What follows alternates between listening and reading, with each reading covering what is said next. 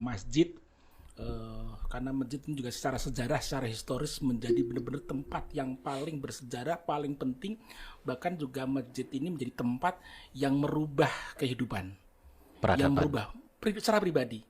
Bagaimana yang berubah dari pesimis, nggak punya semangat, sekedar menghabiskan umur, hanya sekedar hidup, tapi nggak tahu tujuan hidup pun nggak tahu.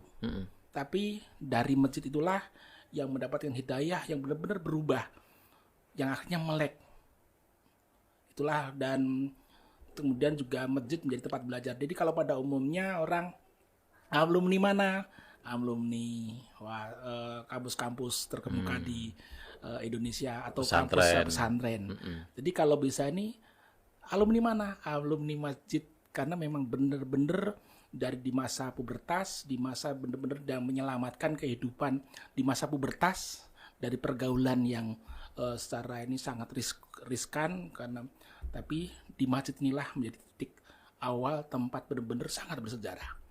Dan karena itu semakin mempelajari Islam, masjid spesial, maka mulai setidaknya 12 tahun lalu 2013 concern masalah kemajidan belajar apapun yang bisa, termasuk mapping masalah permasalahan masjidan, kemudian ikhtiar berkontribusi apa yang bisa dari hal yang kecil, yang mudah, yang siapapun bisa. Itulah, jadi memang mungkin cukup panjang, cukup panjang, tapi benar-benar masjid itu tempat spesial. Dan akhirnya menemukan ternyata dari proses belajar membaca, masjid adalah platform organisasi terbaik di muka bumi. Platform organisasi terbaik di muka bumi. Iya, itu dari renungan. Ya, dan insya Allah ini berenungan sekarangnya, kalau pemahaman ini kurang tepat, insya Allah siap mendiskusikan.